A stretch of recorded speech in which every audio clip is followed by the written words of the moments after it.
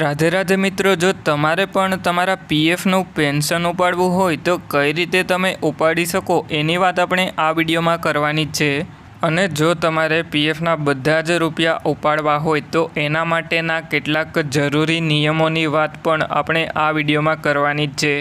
એટલે જો તમે વિડીયો છેલ્લે સુધી જોઈ લેશો તો તમને સમજાઈ જશે કે કઈ રીતે તમે તમારા પીએફના બધા જ રૂપિયા ઉપાડી શકો અને તમે તમારા પેન્શનના રૂપિયા તમારા મોબાઈલની મદદથી ઓનલાઈન ઉપાડી શકો। અને જો તમે કોઈપણ દુકાને જઈ અને એમ કહો કે અમારે પીએફના રૂપિયા ઉપાડવા છે તો એના માટે 500 રૂપિયા અથવા તો 1000 રૂપિયામાં એ તમને પીએફના રૂપિયા ઉપાડી આપે।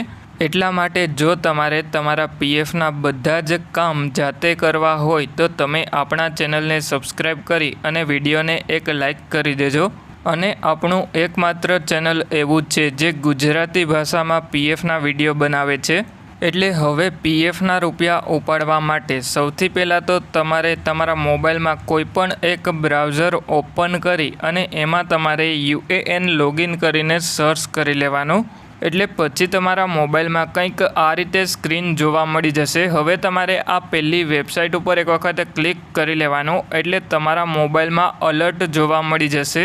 એટલે પછી તમારે ઉપરની તરફમાં ક્રોસના સિમ્બોલ ઉપર અથવા તો નીચે ઓકે ઉપર ક્લિક કરી લેવાનું અને પછી તમારે તમારો યુએએન નંબર, પીએફનો પાસવર્ડ અને કેપ્ચા એન્ટર કરી અને લોગિન કરવાનું થશે।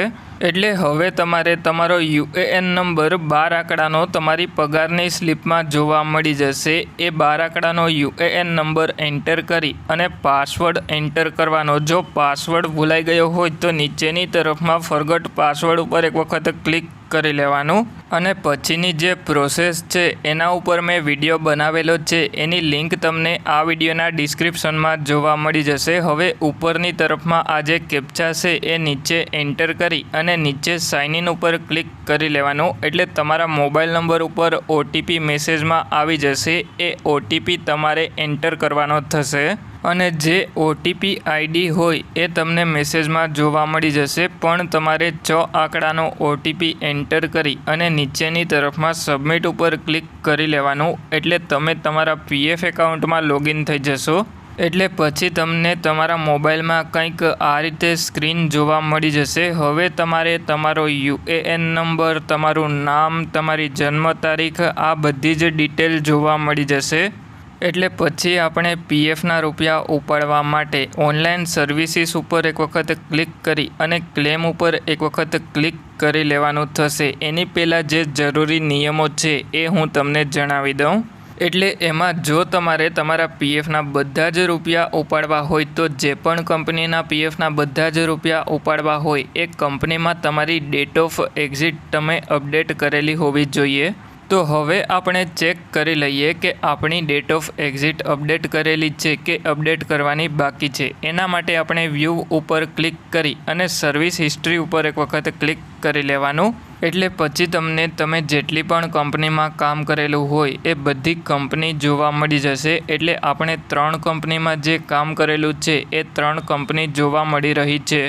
હવે ઘણા લોકો એવી પણ ભૂલ કરે કે જે પહેલાંની કંપનીનું પીએફ હોય એ કંપનીનું પીએફ કરંટ જ્યાં પણ કામ કરતા હોય એ કંપનીમાં ટ્રાન્સફર ના કરે જેથી કરીને એમનું પીએફ ઓછું આવે। એટલે હવે આપણે પીએફના બધા જ રૂપિયા ઉપાડવા એના માટે આપણે શું કરવાનું કે જે પહેલાંની કંપનીનું પીએફ હોય એ અત્યારે જે પણ લાસ્ટમાં કંપનીમાં કામ કરેલું હોય એ કંપનીમાં તમારે ટ્રાન્સફર કરી લેવાનું અને પછી તમારે એ જોઈ લેવાનું કે આપણી આ ડેટ ઓફ એક્ઝિટ ઈપીએફ કરીને જોવા મળે એ અપડેટ કરેલી છે કે નહીં। એટલે જો તમે તમારી ડેટ ઓફ એક્ઝિટ અપડેટ કરેલી હોય તો પછી તમે ક્લેમ માટે એપ્લાય કરી શકો। અને આપણે ઉપરની આ 2 કંપનીનું પીએફ આપણે નીચે આ જે લાસ્ટમાં કંપનીમાં કામ કરેલું છે એ કંપનીમાં આપણે ટ્રાન્સફર કરી લીધું। એટલા માટે હવે આપણે ક્લેમ એપ્લાય કરીએ અને જો તમારે પીએફ ટ્રાન્સફર કરવા માટે અને પીએફ એકાઉન્ટમાં ડેટ ઓફ એક્ઝિટ અપડેટ કરવા માટેનો વિડીયો જોવો હોય તો એના ઉપર મેં જે વિડીયો બનાવેલો છે એની લિંક તમને આ વિડીયોના ડિસ્ક્રિપ્શનમાં જોવા મળી જશે। તો તમારે જો ડેટ ઓફ એક્ઝિટ અપડેટ કરવાની બાકી હોય તો એ વિડીયો જોઈ લેજો અને જો તમારું પીએફ ટ્રાન્સફર કરવાનું બાકી હોય તો એ વિડીયો તમે જોઈ લેજો। એટલે હવે આપણે પીએફનો ક્લેમ એપ્લાય કરવા માટે ઓનલાઈન સર્વિસીસ ઉપર ક્લિક કરી અને ક્લેમ ઉપર એક વખત ક્લિક કરી લેવાનું અને પછી તમારે તમારો બેંક એકાઉન્ટ નંબર એન્ટર કરવા માટેનો ઓપ્શન જોવા મળી જશે. એટલે હવે તમે જે પણ બેંકની કેવાયસી પીએફ એકાઉન્ટમાં કરેલી હોય એ બેંક એકાઉન્ટ નંબર તમારે એન્ટર કરી લેવાનો. બેંકની કેવાયસી જો તમારી બાકી હોય તો તમે સૌથી પહેલાં તો બેંકની કેવાયસી કરી લેજો. હવે તમારે એ જોવું હોય કે તમે તમારી કઈ બેંકની કેવાયસી કરેલી છે તો મેનેજ ઉપર ક્લિક કરીને તમે જોઈ શકો અને નીચેની તરફમાં કેવાયસી ડિટેલ્સમાં પણ તમે જોઈ શકો કે તમે કઈ બેંકની કેવાયસી કરેલી છે. અને તમે પાન કાર્ડની કેવાયસી પણ કરી લેજો, કારણ કે ઘણા કેસ એવા હોય છે જેમાં તમારે ટેક્સ લાગતો હોય. જ્યારે પણ તમે પીએફ ઉપાડો તો એમાં ટેક્સ લાગતો હોય. એથી બચવા માટે તમારે પાન કાર્ડ અપડેટ કરી લેવાનું, એટલે કે તમારે પાન કાર્ડની કેવાયસી કરીને રાખવાની. એટલે હવે હું સિમ્પલી જે પણ બેંકની કેવાયસી આપણે કરેલી છે એ બેંક એકાઉન્ટ નંબર એન્ટર કરી લઉં અને પછી વેરીફાઈ ઉપર એક વખત ક્લિક કરી લઉં. એટલે તમારે IFSC કોડ પણ મેચ કરી લેવાનો અને પછી તમારી જે પણ બેંકની કેવાયસી કરેલી હોય એ બેંક એકાઉન્ટ નંબર એન્ટર કરી વેરીફાઈ ઉપર ક્લિક કરી અને યસ ઉપર એક વખત ક્લિક કરી લેવાનો. એટલે તમારો જે બેંક એકાઉન્ટ નંબર હોય એ વેરીફાઈ થઈ જાય.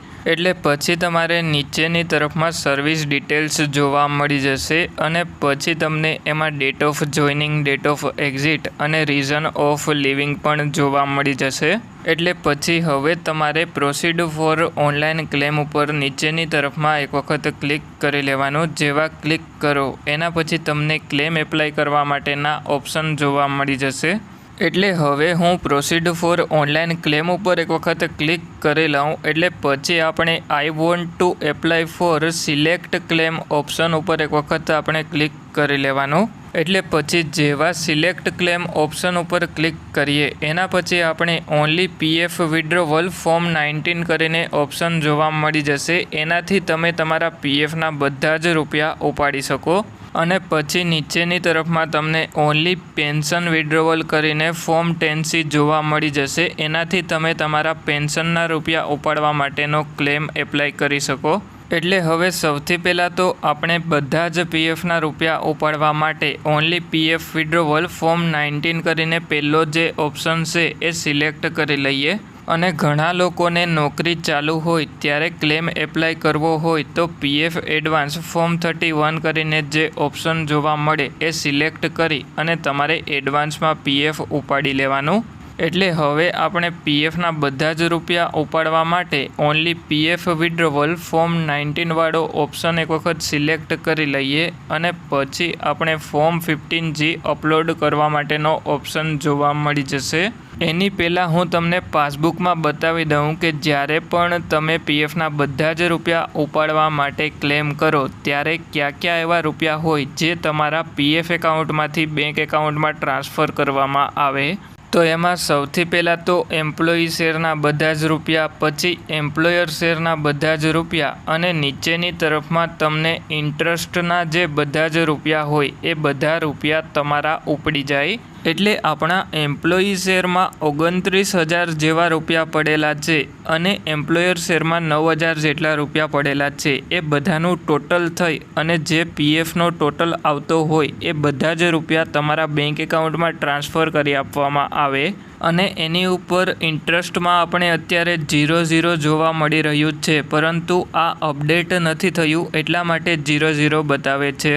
અને હવે આપણે પેન્શન શેર ઉપાડવું હોય તો એના માટે અલગથી ક્લેમ કરવો પડે. એના માટે આપણે ફોર્મ 10C એપ્લાય કરવું પડે. હવે આપણે ફોર્મ 19 સિલેક્ટ કરી અને હું તમને બતાવી દઉં કે કઈ રીતે તમે તમારા પીએફના બધા રૂપિયા ઉપાડવા માટે ક્લેમ કરી શકો. એટલે હવે જો તમારા પીએફના રૂપિયા 50,000થી વધારે હોય તો તમારે નીચેની તરફમાં ફોર્મ 15G ફરજિયાત અપલોડ કરવું પડે. અને જો તમે ફોર્મ 15G અપલોડ ના કરો તો ઉપરથી ગવર્મેન્ટ જે પણ ટેક્સ લગાવે એ ટેક્સ લાગે આપણા પીએફ ઉપર અને પછી એમાંથી કટ થાય પીએફના રૂપિયા અને પછી આપણા બેંક એકાઉન્ટમાં ટ્રાન્સફર કરવામાં આવે. એટલા માટે આપણે ક્રોમમાંથી અથવા તો કોઈપણ બ્રાઉઝરમાંથી ફોર્મ 15G પહેલાં તો ડાઉનલોડ કરી એની એક પ્રિન્ટ કઢાવી લેવાની અને એમાં જે પણ ડિટેલ એન્ટર કરવાની હોય એ તમારે એન્ટર કરી એનો ફોટો પાડી અને એ ફોટો તમારે અપલોડ કરી લેવાનો.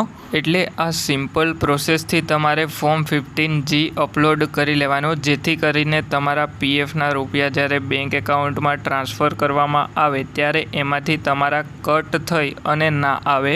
એટલે ફોર્મ 15G જ્યારે તમે અપલોડ કરી લ્યો એના પછી નીચેની તરફમાં તમારે એડ્રેસ એન્ટર કરી લેવાનું. એડ્રેસમાં તમારે જે પ્રમાણે તમારું આધાર કાર્ડની પાછળ એડ્રેસ હોય એ પ્રમાણે એન્ટર કરી અને પછી નીચેની તરફમાં બેંકની પાસબુકનો ફોટો અપલોડ કરવા માટે જો તમને ઓપ્શન આવે તો અપલોડ કરવાનો અને જો ઓપ્શન ના આવે તો અપલોડ નહીં કરવાનો.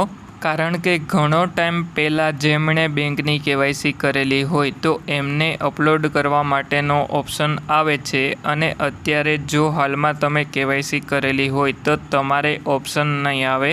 એટલે જો તમારે ઓપ્શન આવતો હોય તો ફોટોનું ફોર્મેટ તમારે JPG અથવા તો JPEG રાખવાનું અને 100 KBથી 500 KB સુધીનો ફોટો અપલોડ કરી નીચેની તરફમાં આ બોક્સ ઉપર ક્લિક કરી અને ગેટ આધાર OTP ઉપર ક્લિક કરી લેવાનું. એટલે પછી તમારા મોબાઈલ નંબર ઉપર OTP આવી જશે. એ આધાર કાર્ડનો જે OTP આવેલો હોય એ OTP તમારે એન્ટર કરી અને નીચેની તરફમાં તમારે validate OTP and submit claim form ઉપર એક વખત ક્લિક કરી લેવાનું. એટલે પછી તમારો ક્લેમ પોર્ટલ ઉપર સબમિટ થઈ જશે. હવે જો તમારે આની PDF ડાઉનલોડ કરવી હોય તો ક્લિક હિયર કરીને તમને જોવા મળી જશે, ત્યાં એક વખત ક્લિક કરી લેવાનું. એટલે જેવા આપણે ક્લિક હિયર ઉપર ક્લિક કરીએ એના પછી આપણા મોબાઈલમાં PDF ડાઉનલોડ થઈ જાય. અને હવે તમારે પીએફના પેન્શનના રૂપિયા ઉપાડવા હોય તો એના માટે ફરીથી આપણે જે પહેલાં પ્રોસેસ કરેલી હતી એ પ્રોસેસ કરી અને આઈ વોન્ટ ટુ એપ્લાય ફોરમાં સિલેક્ટ ક્લેમ ઓપ્શન ઉપર એક વખત ક્લિક કરવાનું થશે. એટલે હવે હું સિમ્પલી સિલેક્ટ ક્લેમ ઓપ્શન ઉપર એક વખત ક્લિક કરી લઉં અને પછી આપણે ફોર્મ 10C એપ્લાય કરવાનું થશે. કારણ કે ઓનલી પેન્શન વિડ્રોવલ પેન્શનના રૂપિયા આપણે ઉપાડવા છે. એટલે પછી આપણે નીચેની તરફમાં એડ્રેસ એન્ટર કરવાનું થશે. એટલે આપણે એડ્રેસ જે પણ આધાર કાર્ડની પાછળ હોય એ પ્રમાણે ફરીથી એડ્રેસ એન્ટર કરી લેવાનું. અને જો તમારા એડ્રેસમાં સ્ટ્રીટ ના આવતી હોય તો સ્ટ્રીટ 1 કરીને સિમ્પલી તમારે એન્ટર કરી નીચેની તરફમાં બેંકની પાસબુકનો ફોટો અપલોડ કરી લેવાનો અને પછી નીચેની તરફમાં આ બોક્સ ઉપર એક વખત ક્લિક કરી લેવાનું. એટલે જેવા તમે એ બોક્સ ઉપર ક્લિક કરો એના પછી તમારે ગેટ આધાર OTP ઉપર એક વખત ક્લિક કરી લેવાનું. એટલે તમારા આધાર કાર્ડ સાથે જે પણ મોબાઈલ નંબર લિંક હોય એ મોબાઈલ નંબર ઉપર OTP આવી જાય તો તમારે OTP એન્ટર કરી લેવાનો અને પછી તમારે નીચેની તરફમાં validate OTP and submit claim form ઉપર એક વખત ક્લિક કરી લેવાનું. એટલે તમારું જે પેન્શન વિડ્રોવલનું ક્લેમ છે એ પોર્ટલ ઉપર સબમિટ થઈ જાય. હવે આ વિડીયોમાં મેં તમને સંપૂર્ણ માહિતી આપી દીધી કે કઈ રીતે તમે પીએફના બધા જ રૂપિયા ઉપાડી શકો તેમજ તમે પેન્શનના રૂપિયા કઈ રીતે ઉપાડી શકો. અને હવે જો તમારા પીએફ એકાઉન્ટમાં કોઈપણ પ્રકારનો પ્રોબ્લેમ આવતો હોય તો મને કમેન્ટ કરીને જણાવજો. એના ઉપર હું તમારા માટે વિડીયો બનાવી આપીશ. અને જેટલા પણ લોકો ગુજરાતી હોય અને જેમણે ચેનલ સબસ્ક્રાઈબ કરેલું હોય અને આપણા ચેનલને સપોર્ટ કરતા હોય એ મને કમેન્ટ બોક્સમાં યસ કરીને જણાવજો. અને જેટલા પણ ભાઈઓએ આપણા ચેનલને સબસ્ક્રાઈબ કરેલું છે અને આપણા બધા જ વિડીયો જોઈશે, વિડીયોને લાઈક કરે છે તેમજ આપણા વિડીયોને શેર કરે છે એ બધા લોકોનો ખૂબ ખૂબ આભાર.